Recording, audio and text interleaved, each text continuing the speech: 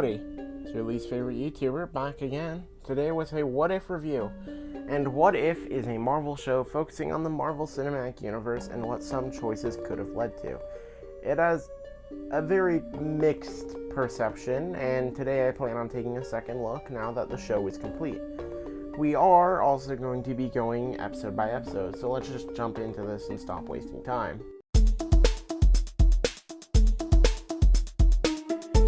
A very mediocre and uninteresting episode, with some of my favorite action in the show using the animation to a good effect, but not as good as we'll see later. This episode really feels like a pilot though, and it symbolizes most of my problems with the entire series.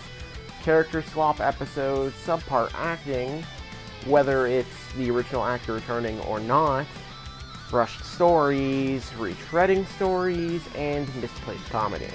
As someone who has slowly started to despise the Marvel quips over the years, especially after I'm kind of done with the franchise because I feel done after Endgame, this just really irks me. I do enjoy Howard Stark's comedy though, to an extent. This is gonna be awkward. The show's comedy as a whole doesn't land for me, but I do like Howard Stark in this episode. I do also quite like how Arnim Zola is in both the first episode and the last episode, playing a slightly major role. It is fine, but it's not my cup of tea. 5 out of 10, let's hope the second episode's better.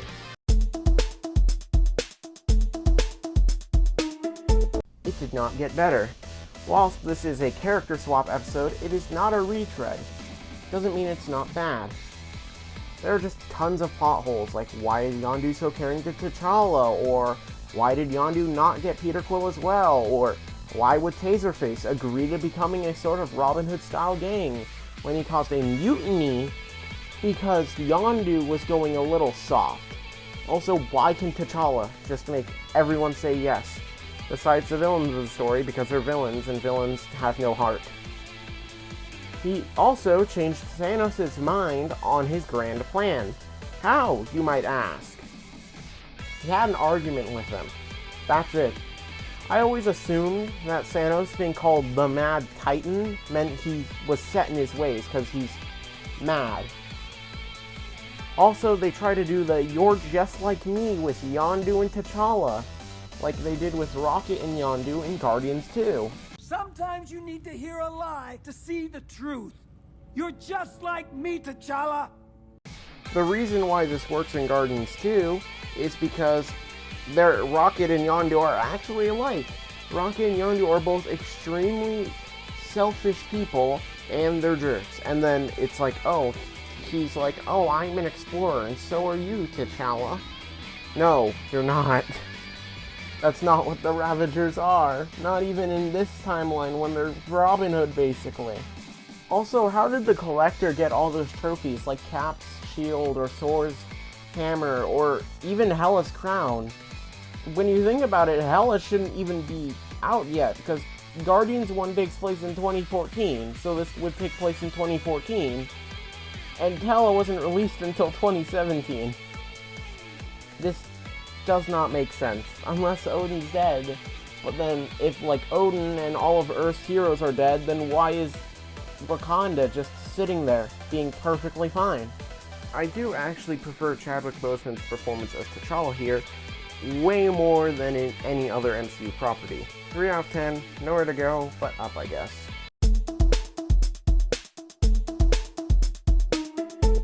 Okay, this is one of the best episodes in the series. Black Widow and Nick Fury are really solid leads, and I actually like the mystery. And Lake Bell actually does a really good Scarlett Johansson. I might actually enjoy their performance here more than the actual Scarlett Johansson. The comedy here actually works for me to a degree. I also like how, in the earlier episodes, the Watcher is just a shadowy figure that you see looming in the background. Also, there are some, let's say, interesting scenes. Bruce! Bruce!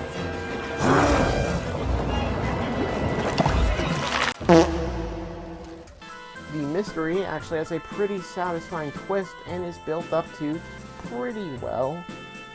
I also love the Loki disguised as Nick Fury versus Hank Pym fight, and how much Loki just does not care about Hope or Hank.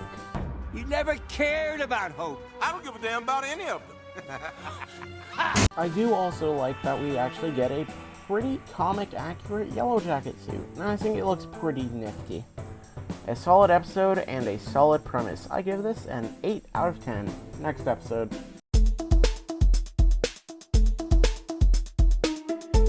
Okay, so this episode's a bit hard to explain.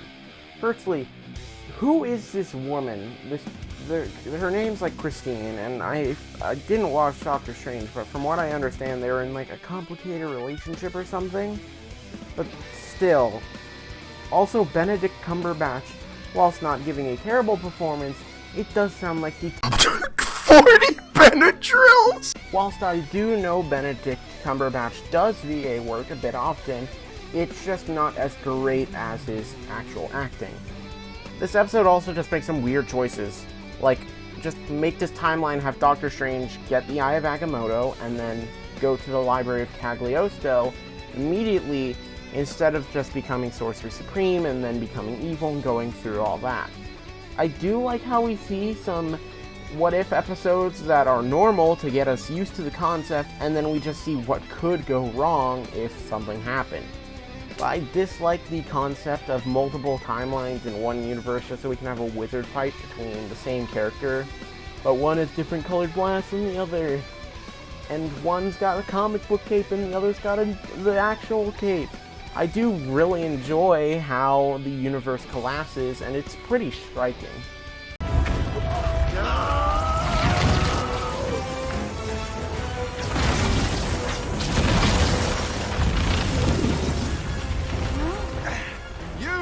You can stop this.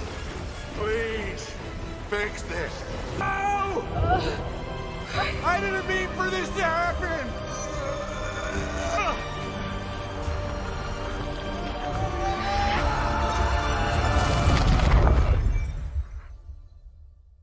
I dislike how they felt the need to give him a redemption arc later on.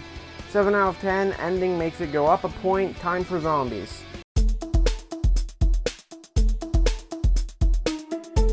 So a lot of the episodes in this show fall victim to one of the bad things about the show, and it just really drags them down, like Ravager T'Challa being a character swap, or the evil Doctor Strange being a bit of a rushed story, while this episode falls victim to the misplaced comedy. Happy saying blam, or the Spider-Man zombie video.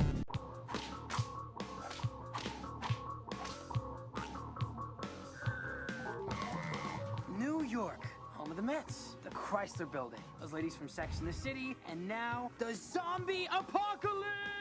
If you can make it here, you can make it anywhere. But first, you have to not get eaten.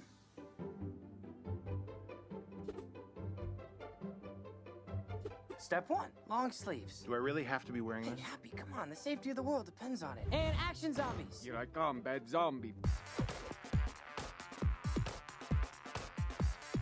The zombie virus is passed through saliva, so the less skin you're showing, the less there is to bite.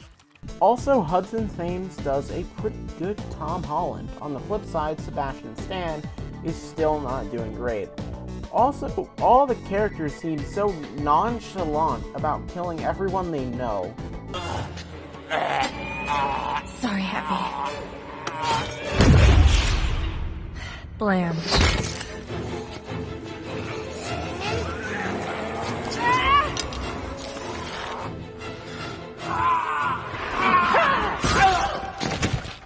That was your friend.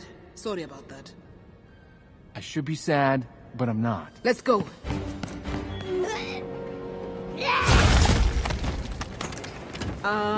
Guys, I'm covered in Sharon. The kid has hand sanitizer. Also, how did Hope get the cut on her suit? She only went inside Sharon's mouth, and Sharon definitely does not have razor blades in her mouth. And if she got the cut from earlier, she probably would have been infected earlier. Also, the first mention of Uncle Ben. Woo! Yeah, baby! That's what I've been waiting for. That's what it's all about. Woo! I don't care. I never need to know of Uncle Ben's death in this universe. It's like telling Batman's origin again. We know what's going to happen now, because a lot of people have seen previous Batman incarnations. It's not needed to tell us that in something like that new Batman movie that's going to come out, unless it's a major part of the story. This Spider-Man doesn't have Uncle Ben being a major part. It's always going to be what made Spider-Man Spider-Man, but it's not a major part of this Spider-Man story. The pacing did feel off, as it was zombies attack, character dies, zombies attack, character sacrifice. It's just a bit off for me. Overall, a 5 out of 10. Let's watch the Gundam episode.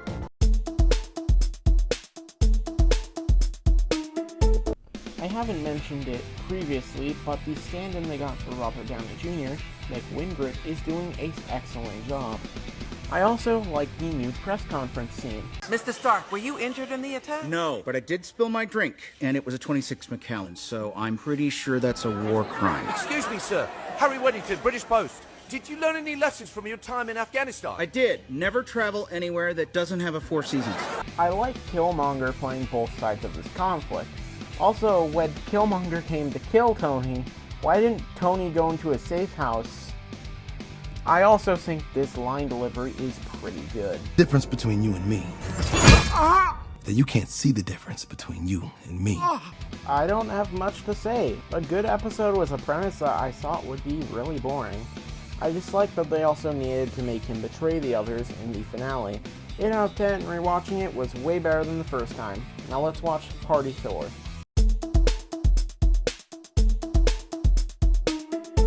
So I never actually watched the Thor movies besides Ragnarok, so I can't really compare this for retreading anything. Anyways, Darcy makes some jokes I just dislike. But E.T., unless like a Hottie McScotty, Beach Buddy Ken, old school Abercrombie catalog? Shut up! Let me. And there are some jokes I do like, though.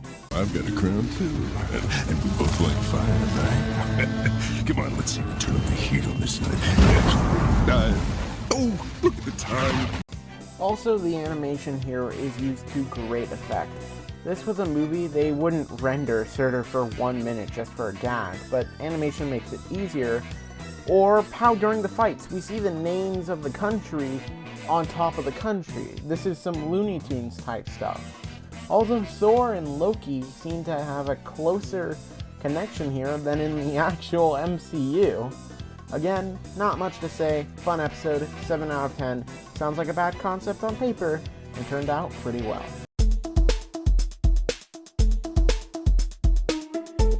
I'm gonna start off here by saying I do actually like how it looks like a nuclear wasteland. Maybe a few more buildings should just be completely eviscerated, but good job. I have come to the conclusion, though, that the writers just absolutely hate Thanos. He becomes good in a very bad way, gets zombified, and just gets murdered. I also kind of wish Ultron got the Cloak of Levitation. I just think it would have been neat. I do feel like this episode just meanders, with half of it being Ultron clapping people, and the other half being Black Widow, Hawkeye, and Arnim Zola fighting Ultron's goons, or just talking. Also, why in all media, when an AI gets a new body, they immediately change the LED color? Arnim Zola changes the normal Ultron red to his personal green. Why? Some good shots and all, but just kind of boring. 6 out of 10, time for an unnecessary crossover.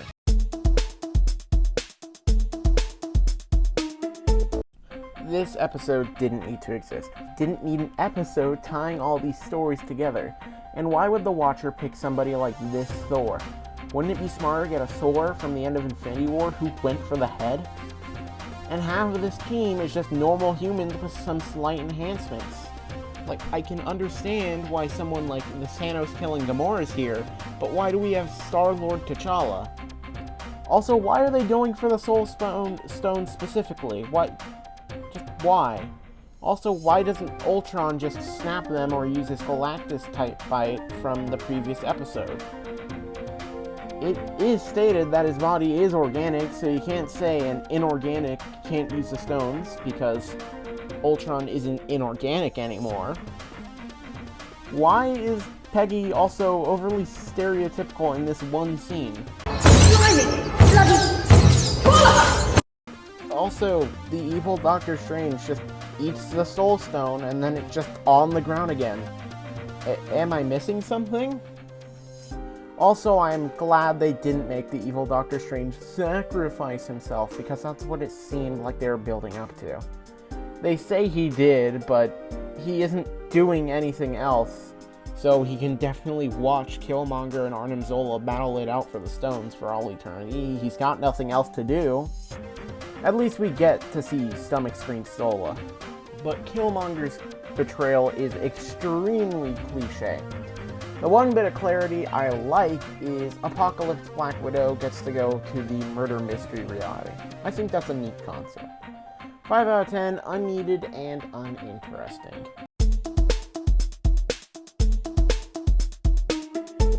This show is kind of bad. 1/3 of the show is solid, and that isn't too good. Just watch the Avengers, Murder Mystery, Killmonger, and the Gundams, and Party Thor. 4 out of 10, I'm done here.